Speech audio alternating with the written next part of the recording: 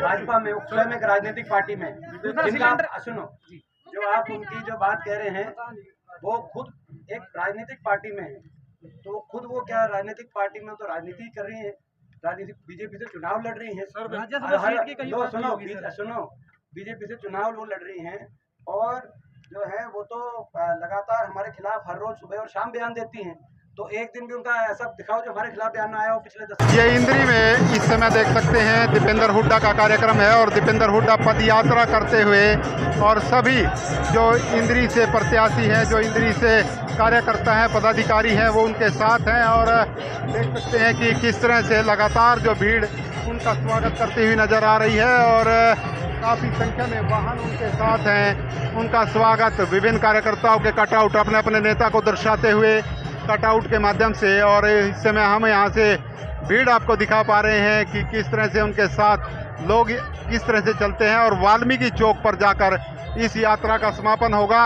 योगदान दिया, सहयोग दिया, आपका बहुत। हरियाणा मांगे हिसाब कार्यक्रम के तहत आज दीपेंद्र हुड्डा इंद्री पहुंचने वाले हैं और आप देख सकते हैं काफी संख्या में जो कांग्रेस पार्टी के जो पदाधिकारी हैं, कांग्रेस पार्टी के जो नेता हैं, कार्यकर्ता है, वो काफी संख्या में यहाँ पर पहुंचे हुए हैं और हरियाणा मांगे हिसाब के तहत ये कार्यक्रम जो है किया जा रहा है। आपने दिव्यांशु बुद्धि राजा से सुना अभी किस तरह से उन्होंने विभिन्न मुद्दों पर अपनी बात रखी है, तो आप सभी साथियों से गुजारिश रहेगी इस खबर को शेयर जरूर करें। आज इंद्री में आज ऐतिहासिक दिन है। 9 अगस्त को भारत छोड़ो आंदोलन की नींव रखी गई थी। आज के दिन हरियाणा मांगे साहब के तहत आज हमारे लोकप्रिय सांसद भाई दीपेंद्र हुड्डा जी आज इंद्री पहुंच रहे हैं और जैसा कि उन्होंने ये शुरुआत करनाल से की थी, आज हरियाणा मांगे साहब एक जन क्रांति का रूप अख्तियार कर चुका है और आज किसान, मजदूर, गरीब, दलित, पिछड़ा, कर्मचारी सब लोग आज इस अभियान से जुड़ रहे हैं और डे बाय डे लोगों में बीजेपी के प्रति आक्रोश बढ़ रहा है और वो बीजेपी को चलता करना चाहते हैं। आज आप देखिए इतनी तपती गर्मी में हजारों की संख्या में नौजवान आज यहाँ पर इकट्ठा है और सबका एक ही ध्येय है, एक ही लक्ष्य है कि अब की बार इस निर्दयी बीजेपी सरकार को सत्ता से बाहर करना है। आज बिल्कुल आ रहे हैं, दीपेंद्र हुड्डा जी आ रहे हैं और साथ में कांग्रेस भी आ रही है और बीजेपी जा रही है पूरे जोश के साथ, होश के साथ। लहर चली है, कांग्रेस की लहर आंधी आ रही है। इंद्री में आने पर आप देख रहे हो कि इंद्री के लोगों के हल्के जिला करनाल के लोगों का कितना उत्साह है कि अपने चौधरी दीपेंद्र हुड्डा जी आज उस नेता है जो हरियाणा की शान और बान है, युवा की धड़कन है। आज जो कांग्रेस पार्टी चौधरी दीपेंद्र हुड्डा के नेतृत्व में इलेक्शन लड़े दिए गए, आने वाले भविष्य का, हमारे व्यापारियों का, दलित समाज का, युवाओं का, महिलाओं का, सबका सम्मान किया जाएगा। हरियाणा के अगर मुख्यमंत्री बनेंगे उसका नाम है चौधरी भूपेंद्र हुड्डा जी। दीपेंद्र हुड्डा किस तरह से देखते हैं उनका इंद्री कैंडिडेट दिया, आज हमारे लोकप्रिय युवा नेता चौधरी दीपेंद्र सिंह हुड्डा जी थोड़ी देर में यहाँ पहुँचने वाले हैं। उनके आने पर यहाँ आप देख रहे हैं कितनी बड़ी संख्या में लोग यहाँ हमारे कार्यकर्ता इकट्ठे हुए हैं और हर कार्यकर्ता के चेहरे पे एक रौनक है। गर्मी को होते हुए भी आज सारे यहाँ लोग देखो आप कैसे बड़ा खुशी का एक माहौल है। इस माहौल में आ रहे हैं। हरियाणा मांगे हिसाब के तहत हम ये कार्यक्रम चल रहा है जो कि बहुत ही कामयाब कार्यक्रम है। ये पूरे हरियाणा प्रदेश के अंदर और देश के अंदर इसकी बहुत ही प्रशंसा हो रही है। स्वागत करता हूँ। क्या लग रहा है कितना यहाँ पर गर्म माहौल आपको लग रहा है? करनाल से मेरा नाम खाली करनाल ही नहीं, इंद्री नहीं, 90 के 90 हलकों में बहुत बड़ा प्रभाव ये यात्रा छोड़ रही है। हरियाणा मांगे साहब जो बैनर कार्यक्रम हो रहा है, 90 के 90 हलकों में इसका जब हो रहा है, क्योंकि पिछले 10 साल की जो नाकामियां हैं भाजपा की, एक पत्र के हम मांग रहे हैं, चाहे सुरक्षा हो, शिक्षा हो, स्वास्थ्य सुधार हो, बेरोजगारी हो, महंगाई हो, भ्रष्टाचार हो, इस सब मुद्दों को लेकर लोगों के बीच में जा रहे हैं। उस मामले से दीपेंद्र हुड्डा जी की अगुवाई प्रदेश कांग्रेस कमेटी द्वारा लगी है, तो यह 90 के 90 हलकों में जा रहे हैं। लोगों का अच्छा भरपूर समर्थन मिल रहा है। आज इंद्री में दीपेंद्र हुड्डा, दीपेंद्र हुड्डा जो पिछले 10 साल का जो काम है कांग्रेस का, बीजेपी का, उसका हिसाब मांगने के लिए उन्होंने 10 साल में क्या क्या किया और कांग्रेस पार्टी ने शुरू से जब तक कांग्रेस सरकार रही उनका क्या योगदान रहा है। अब लोगों को बताने के लिए कि पिछले 10 साल से बीजेपी ने जन विरोधी काम किया है, किसी भी कैटेगरी का किसी वर्ग के लिए कोई काम नहीं किया। वो लोगों को अवगत करवाने के लिए आदरणीय दीपेंद्र जी हुड्डा हमारे ये नेता हैं, MP हैं, वो लोगों को सजग करने के लिए, उनके अवेयर करने के लिए आ रहे हैं। इसी तरह से हर हल्के में 90 के 90 हल्कों में ऐसे प्रोग्राम रहेंगे ताकि लोगों को पता लगे कि 10 साल तक जो डोरा पीट रहे हैं कि बीजेपी ने बहुत ज़्यादा लोगों को वेलफेयर का काम किया, उसको उजागर किया जाए और कांग्रेस की नीतियों के बारे में प्रचार किया जाए। कांग्रेस पार्टी एक ऐसी पार्टी है जो 36 बरादरी को हर एक को साथ लेके चलने वाली है और लोगों के वेलफेयर के लिए हमेशा काम करती है, चाहे वो गरीब हो चाहे अमीर हो। इन शब्दों में बहुत बहुत धन्यवाद आपका। Thank you. आज हमारे यहाँ पर दीपेंद्र हुड्डा जी पहुँच रहे हैं क्योंकि यहाँ पर हरियाणा मांगे हिसाब प्रोग्राम को करने के लिए, पद यात्रा करने के लिए वो यहाँ पर पहुँच रहे हैं। वो यहाँ से शुरू होकर के पूरे बाजार में जाएंगे और वाल्मीकि चौक पर यात्रा खत्म होगी। लोगों में भारी उत्साह है, आपने देख ही लिया, इतनी पब्लिक कभी कोई पर नहीं पहुँची जितनी आज इंद्री हल्के की पब्लिक यहाँ पर आई है। और बढ़ चढ़ करके युवा और बुजुर्ग नौजवान साथी सभी इसमें भाग ले रहे हैं। आज आदरणीय मेंबर पार्लियामेंट श्री दीपेंद्र हुड्डा जी के नेतृत्व में इंद्री हल्के के सभी कांग्रेस के नेता कार्यकर्तागण पूरे इंद्री शहर में भूपेंद्र सिंह हुड्डा के भावी मुख्यमंत्री के नेतृत्व में यहाँ पर हम ये एक संदेश देंगे, हरियाणा मांगे हिसाब, जिसका नेतृत्व हमारे दीपेंद्र हुड्डा करेंगे। पूरे शहर में इस बात का संदेश देंगे कि पिछले 10 साल में बीजेपी की सरकार ने कौन से कार्य किए हैं। हम उनसे हिसाब मांगेंगे सरकार ने कि आपने जनता के लिए क्या काम किया है। जो इंद्री से पूर्व विधायक रहे हैं, आज दीपेंद्र हुड्डा पहुंच रहे हैं। किस तरह की तैयारी आज, किस तरह की तैयारी है? दीपेंद्र हुड्डा जी किसी भी टाइम भी पहुंच सकते हैं, लोगों में भारी उत्साह है और आने वाली सरकार कांग्रेस पार्टी की बनेगी। एक तरफ तो चुनावी गर्मी है, दूसरी तरफ मौसम की गर्मी है, तो कार्यकर्ताओं का जोश कैसा लगेगा? सभी कार्यकर्ता दिल से आ रहे हैं, कोई किराए के नहीं है, दिल से आ रहे हैं कार्यकर्ता। पूरे हल्के में जो है आपके पोस्टर बैनर लगे हुए हैं, पूरे हल्के से लोग आए हुए हैं, तो क्या कहना चाहेंगे? हमने किसी गांव में एक भी गाड़ी नहीं भेजी, सभी भाई अपने आप आए हुए हैं। दीपेंद्र हुड्डा आएंगे तो इंद्री में कैसा स्वागत होगा? इंद्री में भारी स्वागत होगा और दीपेंद्र हुड्डा जी कुछ ही समय में आने वाले हैं। तो कहाँ से कहाँ लेकर के जाएंगे उनको? इंद्री शहर में वो हमारे से वाल्मीकि चौक तक जाएंगे, समापन होगा वहाँ और वहीं पर प्रेस कॉन्फ्रेंस है। कितना जोश है आज युवाओं में, आप सड़कों पर, पंडाल में, सभी जगह देख सकते हैं युवाओं में, बुजुर्गों में जोश है, क्योंकि आप सभी को आज पता है कि दीपेंद्र जी 5 बार के सांसद हैं और इंद्री पहुंच रहे हैं और उनकी जो पद यात्रा चली हुई है वो बाजार में से गोड़ मार्केट से शहीद उधम सिंह चौक और वाल्मीकि चौक तक जाएगी और दुकानदारों से, किसानों से, सबसे दीपेंद्र जी मिलेंगे।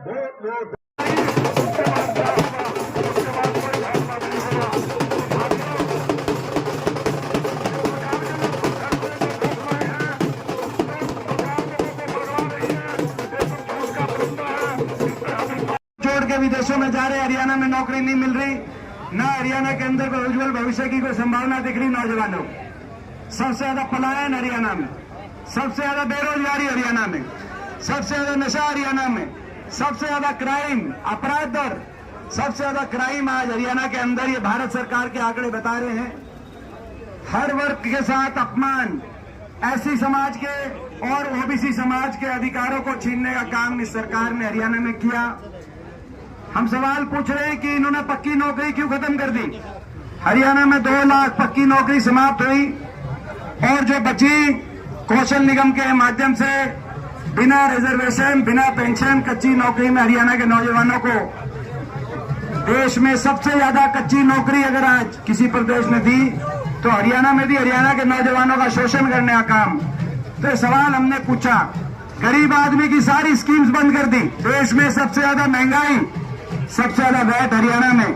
यात्रा आमतौर पर इस तरह से आगे बढ़ती है, जो प्रत्याशी हैं वो अपनी अपनी गाड़ियों को लेकर जिस तरह से आगे बढ़ रहे हैं और देख सकते हैं लाइव तस्वीरों के माध्यम से। ये तस्वीरें हम आपको नमस्ते भारत न्यूज के माध्यम से दिखा पा रहे हैं, किस तरह से लगातार स्वागत होता हुआ दीपेंद्र हुड्डा आज इंद्री पहुंचे हैं। करनाल विधानसभा का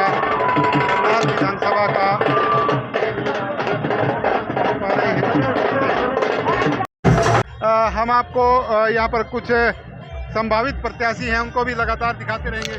करताराम जी, किस तरह से आज स्वागत हो रहा है इंद्री में? देखिए राणा जी, आप देख रहे हैं कि जनता में कितना चाव है और पार्टी के प्रति लगातार ग्राफ बढ़ता जा रहा है दिनों दिन, और इसका परिणाम आप देखेंगे कि कम से कम 70 सीट कांग्रेस पार्टी अब की बार जीत कर आ जाए।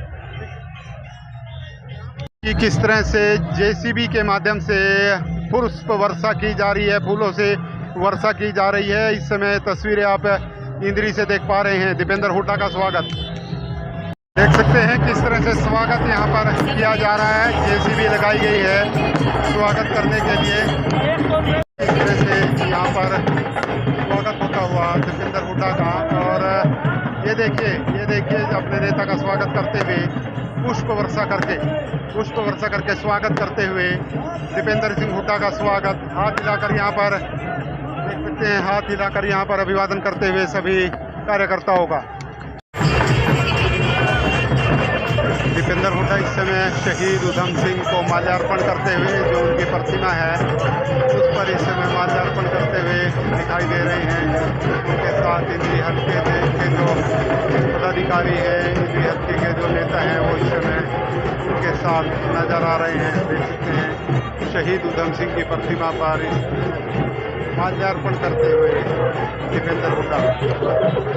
स्वागत। हम भारी संख्या में आज इंद्री हल्के से, विधानसभा से सभी लोग पहुंचे हैं। सभी का स्वागत करते हैं। लोगों में उत्साह है और कांग्रेस की सरकार आने वाली है, बीजेपी जाने वाली है, ये तय हो चुका है। तो आज किस तरह से लोग यहाँ पर पहुँच रहे हैं, पद यात्रा निकल रही है, जोश दिख रहा है?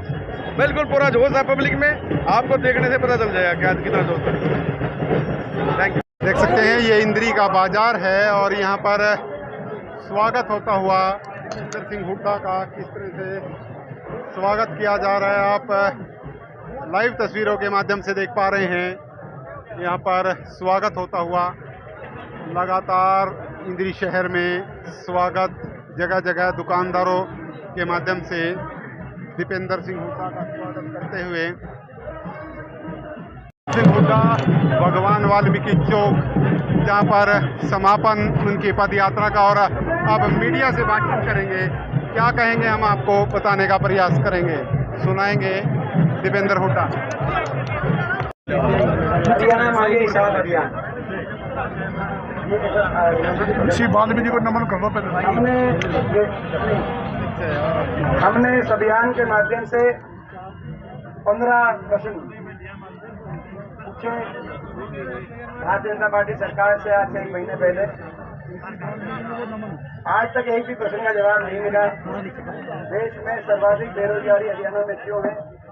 देश में सर्वाधिक महंगाई हरियाणा में क्यों है? देश में सर्वाधिक अपराध दर और क्राइम रेट आज हरियाणा में क्यों है? हरियाणा में हजारों करोड़ के जो घोटाले हुए, शराब घोटाले से लेकर एक्साइज घोटाले, रजिस्ट्री घोटाले से लेकर खनन घोटाले तक, इतना भ्रष्टाचार हरियाणा में क्यों हुआ? जन विरोधी पोर्टलों से और आईडीओ से, फैमिली आईडी, प्रॉपर्टी आईडी और ये पोर्टलों से आज जनता को इतना बेहाल क्यों किया? जब ये जन विरोधी पोर्टल और आईडियां ये गुजरात में लागू नहीं की आज तक बीजेपी ने, हरियाणा में क्यों लागू की?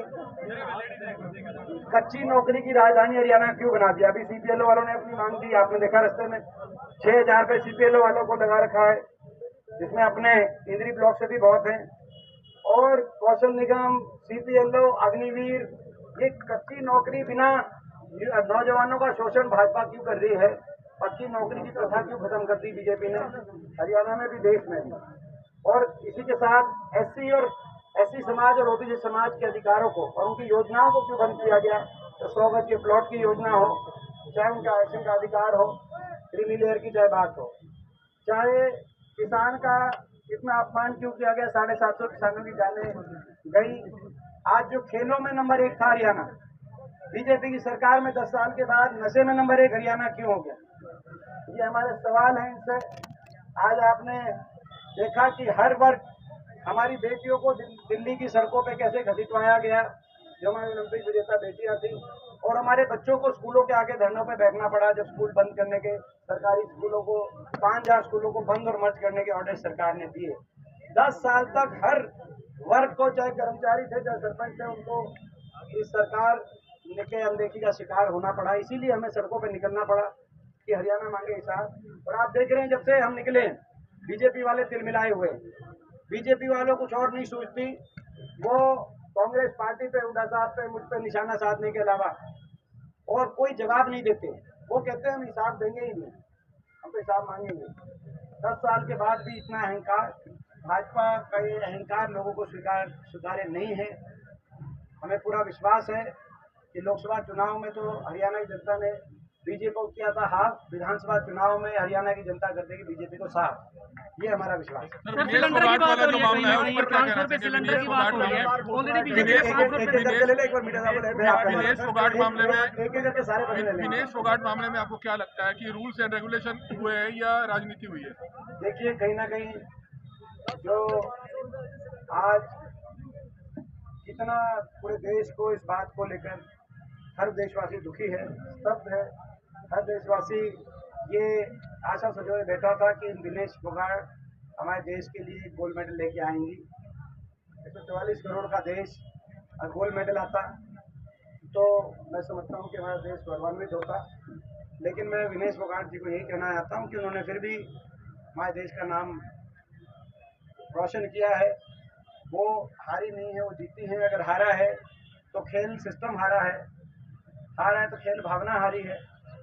और जो मैं समझता हूँ कि जिस तरीके से उन्होंने पहले सरकार से और सिस्टम से इतनी लंबी लड़ाई लड़ी, जब दुनिया की सारे पहलवान मैट पे तैयारी कर रहे थे, वो 6 महीने वो धरने पे, दरी पे बैठकर अपने न्याय मांग रही थी और 6 ऐसे अपने जैसे खिलाड़ियों के लिए न्याय मांग रही थी, जिनकी FIR 6 महीने के बाद सरकार ने जब मना किया तो सुप्रीम कोर्ट ने FIR करने का काम किया और दिल्ली कोर्ट ने उन चार्जेस को सही ठहराते हुए चार्जशीट लेके आने का काम किया कि जो आरोपी थे वो उन्होंने जो है दिल्ली कोर्ट ने माना, सेशन कोर्ट ने, कि उन्होंने 6 ऐसे लड़कियों के साथ दुर्व्यवहार किया। तो ये मैं समझता हूँ कि जो विनेश ने जो लड़ाई लड़ी, काफ़ी लंबी लड़ाई थी, सराहनीय लड़ाई थी पहले जो है। तो आज विनेश देशवासियों के लिए और देश के नौजवानों के लिए एक साहस और एक प्रेरणा का प्रतीक के रूप में उन्होंने अपनी जगह बनाई है, तो उनको हताश नहीं होना चाहिए। विनेश फोगाट का एक बयान आया कि हुड्डा सरकार खिलाड़ियों पर राजनीति ना करे राज्यसभा सांसद सीट को लेकर के। मैंने ऐसा कोई बयान नहीं। विनेश फोगाट की बहन का बयान आया है कि वो मीडिया के माध्यम से वो भाजपा में किसानों को महीने पड़े हैं चुनाव को, इन घोषणाओं को कांग्रेस कैसे देखती है?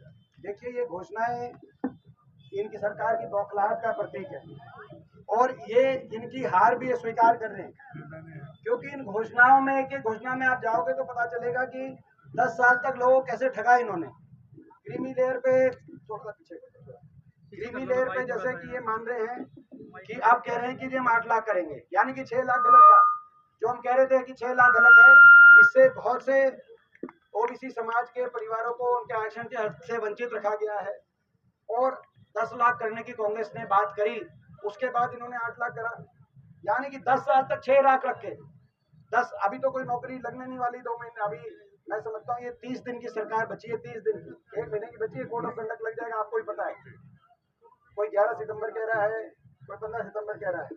तो अब कोई 10 साल तक जो नौकरियां लगी, उसमें जो OBC समाज को नुकसान हुआ, उसका कौन जवाब देगा? ऐसे ही ये 100 गज के प्लॉट की बात कर रहे हैं, हालांकि दिया नहीं इन्होंने एक भी। तो 10 साल तक SC समाज को 100 गज के प्लॉट क्यों नहीं दिए गए? वो स्कीम 10 साल तक क्यों बंद रखी गई? अब जाके वो क्यों कह रहे हैं? यानी कि हमारी स्कीम्स को सही मानने का जो है, अब जो है ये घोषणाएं, एक कोई भी घोषणा आप उठा के आप कह रहे हैं कि मुख्यमंत्री के निवास आपके द्वार खोलेंगे। 10 साल तक क्यों बंद थे? कह रहे अब मिल सकते हैं। 10 साल तक क्यों बंद थे? तो ये इनकी घोषणाएं जो हैं, वो घोषणाएं इनकी ये हार स्वीकार कर रहे हैं और ये मान रहे हैं कि इनकी 10 साल की सरकार से हरियाणा की दुर्दशा हुई। आपके इंडिया गठबंधन के साथी हैं मनीष सिसोदिया, 18 महीने बाद उनको बेल मिली है सुप्रीम कोर्ट से। मैं समझता हूँ कि जो है आज ये सरकार जिस तरीके से जांच एजेंसियों का दुरुपयोग करके विपक्ष को निशाने पे ले रही है पूरे देश में, ये अच्छी बात नहीं है, प्रजातंत्र के लिए अच्छी बात नहीं है। सरकार जो चुनाव होता है, चुनाव में मुकाबला सीधा जो है पार्टियों का होता है, नीतियों का होता है। पार्टी अपनी विचारधारा रखें, अपना परफॉर्मेंस रखें, लोगों के बीच में लोग फैसला करें। लेकिन ये जांच एजेंसियां हर चुनाव में आ जाती है, बीजेपी के चुनाव में। ये बड़ा मैं समझता हूँ प्रजातंत्र के लिए अच्छी बात नहीं है। 10 साल तक खुले तौर पे कहा जाता है कि कोई भी विपक्ष का अगर बीजेपी के खिलाफ कोई प्रखरता से बात रखेगा तो उसके ऊपर जांच एजेंसियां छोड़ दी जाएंगी, तो अच्छी बात नहीं है। इनेलो बीएसपी का, और ये जो आज मनीष सिसोदिया जी को जो बेल मिली है, हम उसका स्वागत करते हैं। इनेलो बीएसपी का जो गठबंधन है वो प्रदेश में राजनीति इनका कोई जनाधार नहीं बचा। 0.00 दो ही कंपटीशन है हरियाणा में। एक कंपटीशन है कांग्रेस और बीजेपी का, जिसमें प्रचंड बहुमत से कांग्रेस सरकार बनाएगी हरियाणा में, और दूसरा कंपटीशन है जेजेपी और इनेलो का नोटा के साथ। व्यापारी दहशत नोटा, व्यापारी दहशत नोटा जो होता है नोटा, इनका नोटा के साथ कंपटीशन। सर व्यापारी दहशत में है, फिरौतियां मांगी जा रही है। देखिए क्राइम रेट, ये गृह मंत्री जी और गृह मंत्रालय, भारत सरकार का जो मार्च में एनसीआरबी का जो रिपोर्ट आई एनसीआरबी की, उसके अनुसार सबसे ज्यादा देश में क्राइम रेट हरियाणा में है। सबसे ज्यादा फिरौती दर, सबसे ज्यादा फिरौतियों के मुकदमे हरियाणा में दर्ज हुए पिछले साल। सबसे ज्यादा अपहरण के मुकदमे हरियाणा में दर्ज हुए पिछले साल। देश में दूसरे नंबर पे हत्या के मुकाबले मुकदमे हरियाणा में दर्ज हुए पिछले साल। तो ये दलितों के ऊपर अपराध 2 गुना बढ़ गया हरियाणा के अंदर। महिलाओं के अपराध में हरियाणा नंबर 1। तो आज अपराध दर में नशे के रिलेटेड सबसे ज्यादा मुकदमे हरियाणा में दर्ज हुए, और नशे और डोज की सबसे ज्यादा मौत हरियाणा में हुई। ये हरियाणा की 10 साल की सरकार का रिपोर्ट कार्ड भारत सरकार का गृह मंत्रालय दे रहा है। भारत सरकार गृह मंत्रालय की ये रिपोर्ट है कि सबसे ज्यादा क्राइम रेट, सबसे ज्यादा अपराध हरियाणा में है। तो इसीलिए हरियाणा बदलाव मांग रहा है और इसीलिए हम हिसाब मांग रहे हैं।